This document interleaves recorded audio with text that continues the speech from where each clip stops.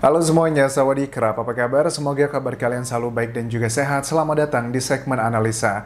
Hari ini kita update mengenai kasus di Subang, Jawa Barat, dan topik yang aku bahas adalah mengenai 3 alat telekomunikasi miliknya Amel yang dinyatakan Yoris hilang pada saat kejadian di 18 Agustus 2021 tersebut. Jadi menurut Yoris ini dikatakan bahwa yang hilang dari kejadian tersebut ada 3 handphone. Pertama adalah iPhone 12, kemudian juga iPad, serta ada juga merek Samsung M12. Ini adalah ketiga alat komunikasi yang dinyatakan Yoris hilang di hari kejadian. Padahal ada banyak barang berharga lainnya, bahkan uang 30 juta rupiah pun tidak hilang. Itu artinya kemungkinan besar handphone tersebut bisa menjadi kunci jawaban untuk menemukan siapakah pelaku dan mungkin juga otak dari kasus pembunuhan ini sendiri. Nah, kemarin aku baru aja ngobrol dengan seseorang, ini boleh aku kategorikan dalam narasumbernya adalah istimewa, tidak aku sebutkan di sini.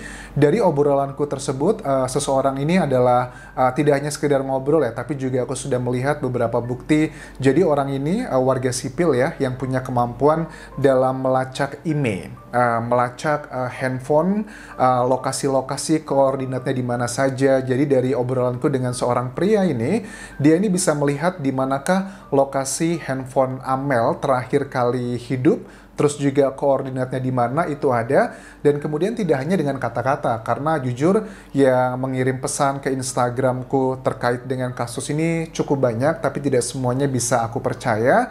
Dan aku melihat ada beberapa olah datanya. Jadi aku melihat di sini adalah beberapa sampel data.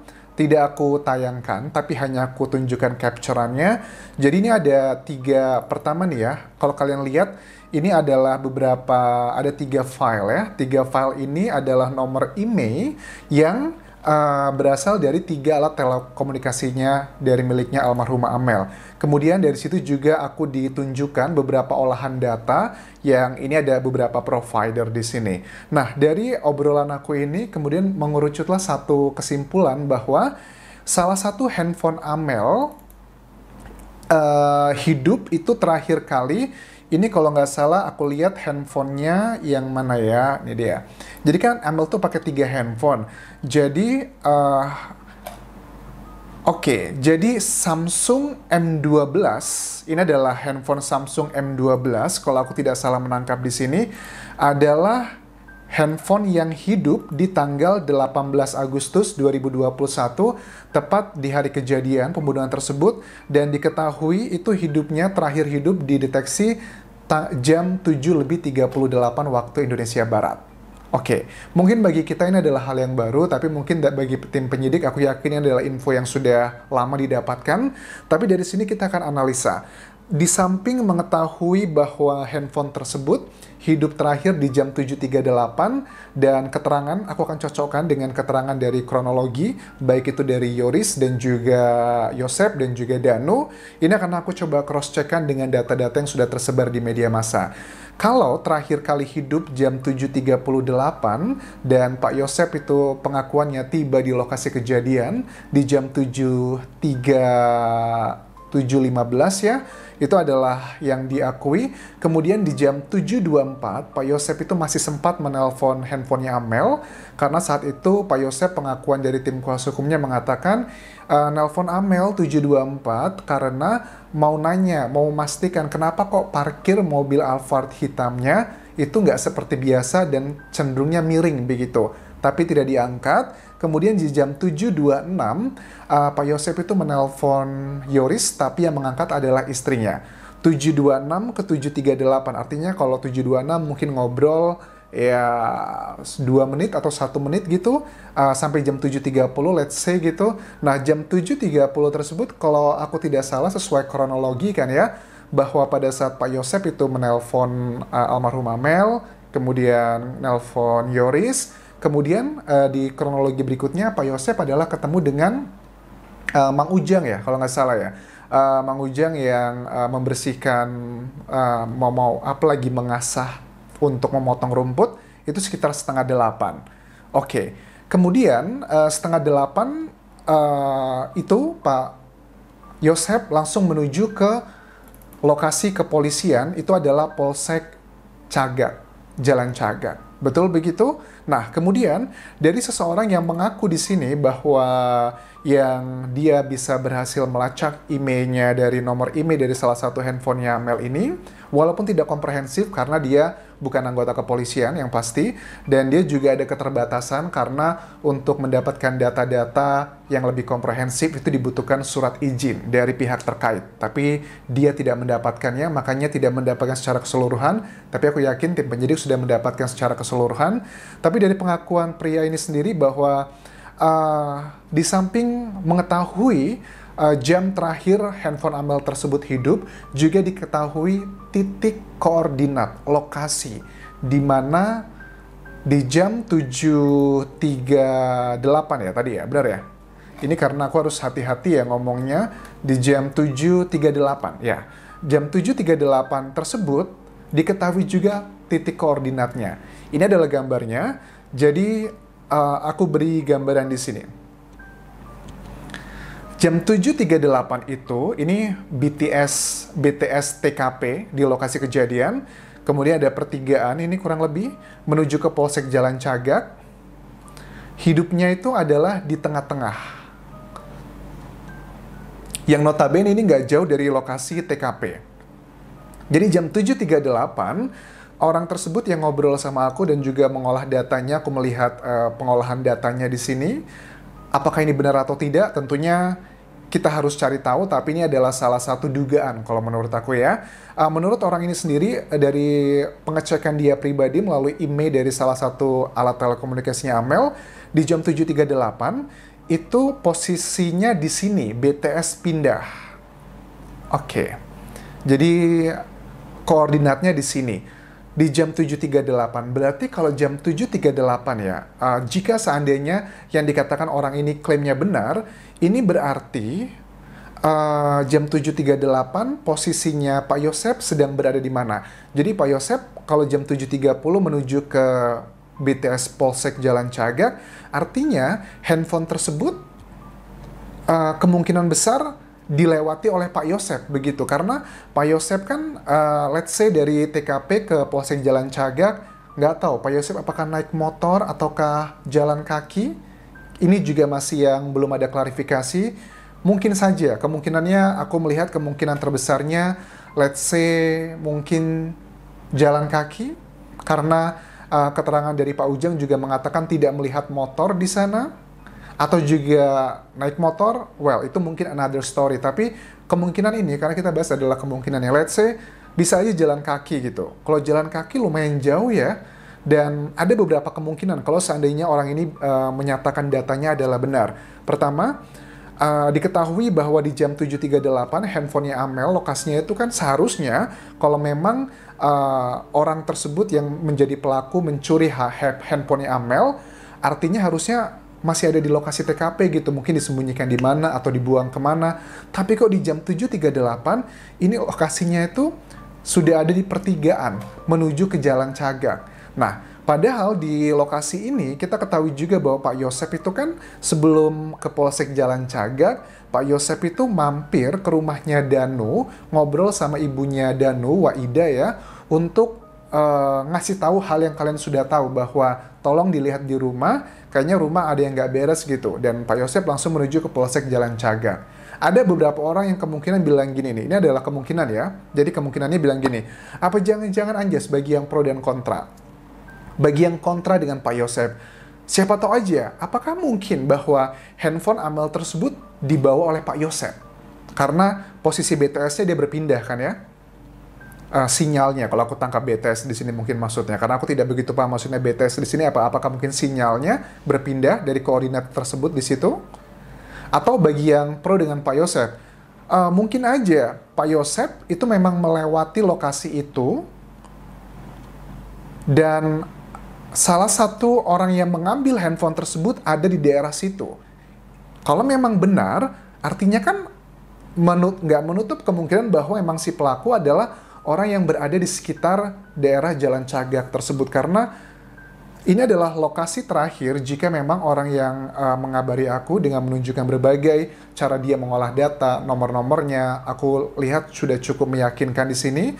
Berarti kemungkinan besar bahwa orang tersebut yang mengambil handphonenya Amel memang bukanlah orang-orang jauh begitu.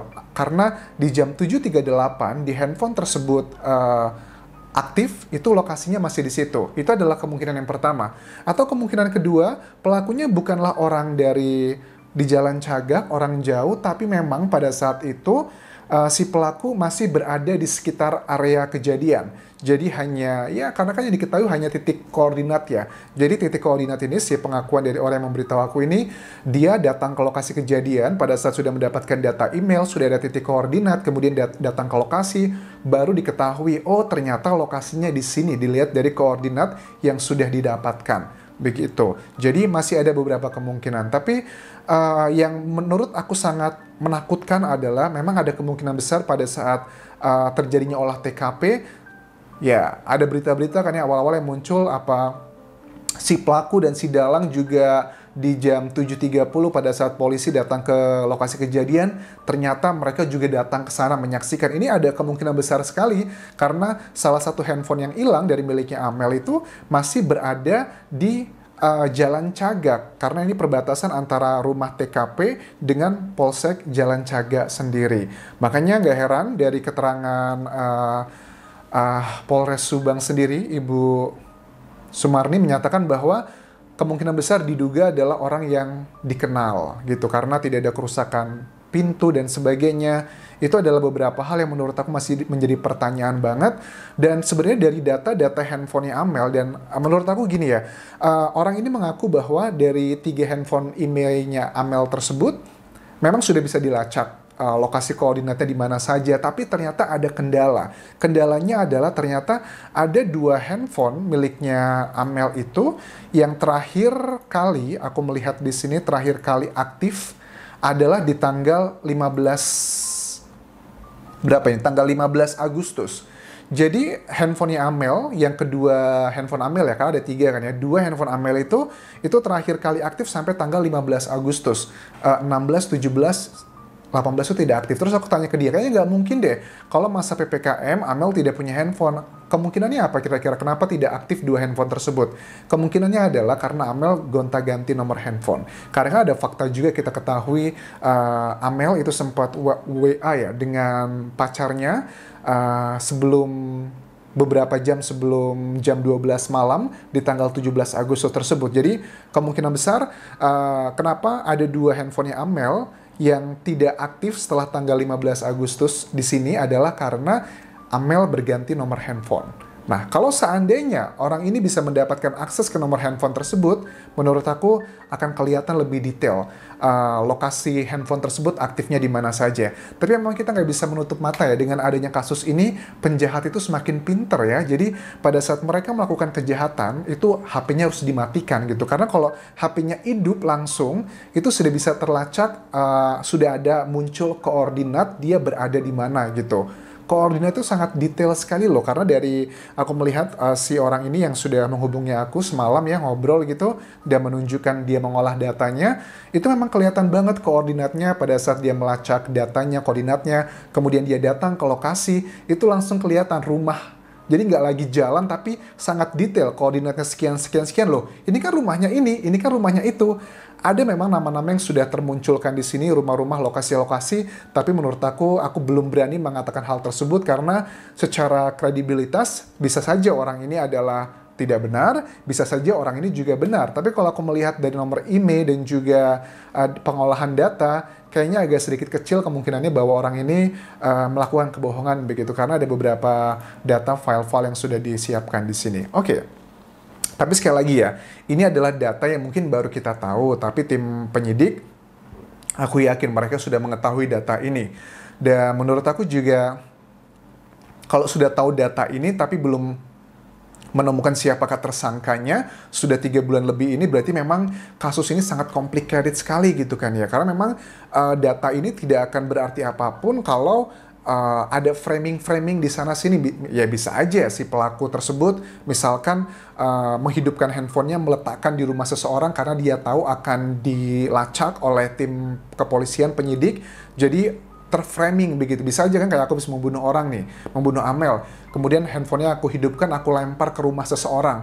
itu kan bisa saja terjadi seperti itu. Dan menurut aku hal tersebut bisa saja sangat terjadi karena melihat sudah lebih dari 3 bulan tim penyidik masih terlihat belum begitu menemukan bukti kuat mengarah ke si pelakunya siapa. Karena ada dugaan framing-framing si pelaku untuk menuju A, B, C, dan D. Karena aku melihat di sosial media sekarang ada 3 kemungkinan yang sangat besar. Ada banyak kemungkinan, tapi yang paling besar menurut aku pertama adalah bisa saja pelaku adalah dari pihaknya Yoris dan juga Danu, atau dari pihaknya Yosep dan juga Ibu Mimin beserta keluarganya, atau juga yang ketiga adalah dari pihak di luar dari kedua keluarga, tapi memanfaatkan kondisi ini keluarganya untuk memframing salah satu di antaranya.